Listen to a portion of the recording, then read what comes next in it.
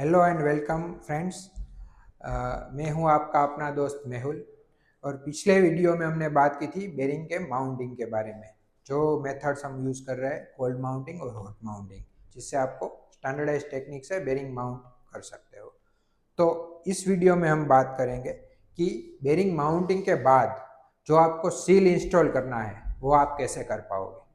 तो उसके लिए आपको कुछ बातें ध्यान रखनी है, जिससे आप प्रॉपर तरीके से स्टैंडर्डाइज टेक्निक से सील माउंट कर सकते हो और जिससे आपको बेरिंग पूरी लाइफ और ऑपरेशनल एफिशिएंसी मिल पाएगी।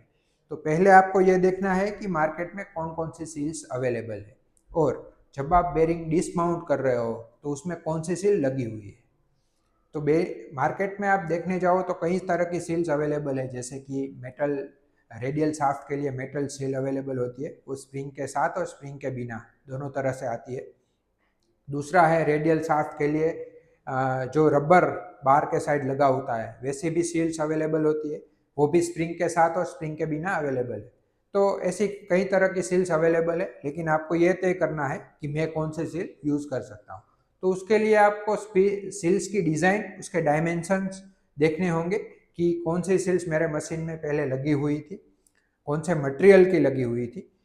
एग्जैक्टली वही डायमेंशन, वही टाइप की और वही मटेरियल की सील आपको यूज़ करनी है, तभी आपको बेरिंग के परफॉर्मेंस में एनहांसमेंट मिलेगा।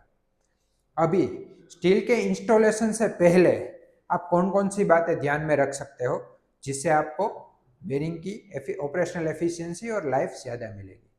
तो कुछ बातें मैं यहाँ बताना चाहूँगा आपको कि जो महत्वपूर्ण है आप ध्यान में रख सकते हो। तो सबसे पहले आपको डायमेंशंस देखने हैं कि सील्स में मेरे जो मैं सील सिलेक्ट कर रहा हूँ उसके डायमेंशंस पहले जो मैंने निकाली है सील उसी तरह के है या उससे डिफर है। अगर उसमें डिफरेंस आ रहा है तो वो सील आप यूज़ नहीं कर सकते हो, आपको एग्जैक्टली वही डायमेंशन की सील यूज़ करनी है। उसके बाद आपको ये देखना है कि जो सील मैं यूज़ कर रहा हूँ वो मेरा लुब्रिकेंट जो बेरिंग में मैं डाल रहा हूँ उसको होल्ड कर पाएगा या नहीं। अगर वो सील उसको होल्ड नहीं कर पा रहे हैं तो वो आपके किसी काम की नहीं है, आप उसको बदल सकते हैं। क्योंकि अगर लुब्रिकेंट ही होल्ड नहीं कर पा रहा है सील, तो लुब्रिकेंट चला जाएगा और बेरिंग वहीं के वहीं बिना लुब्रिकेंट के चल के टूट जाएगा। तो ये बात आपको ध्यान में रखनी है। उसके बाद आपको ये देखना है कि जो सील मैं यूज़ कर रहा हूँ वो डैमेज तो नहीं, उसमें डेंट या कुछ कट्स तो नहीं है, क्योंकि वहाँ से लुब्रिकेंट बाहर आने के चांसेस रहते हैं। आप डैमेज सील कभी भी यूज़ नहीं कर सकते, आपको प्रॉपर तरीके से एक परफेक्ट सील ही यूज़ करना है। अगर आपका सील कुछ गंदा हो गया है तो आप उसको वार्म वाटर से साफ कर सकते हैं, लेकिन आपको ये देखना है कि वार्म वाटर जब जो आप यूज़ कर रहे हो, गर्म पानी आप यूज़ कर रहे हो, उसका टेम्परेचर 30 डिग्री से ज़्यादा ना हो। तो क्या है कि आप सील को प्रॉपर तरीके से साफ कर पाएंगे और फिर आप उसको रूम टेम्परेचर पे ड्राई कर पाएंगे।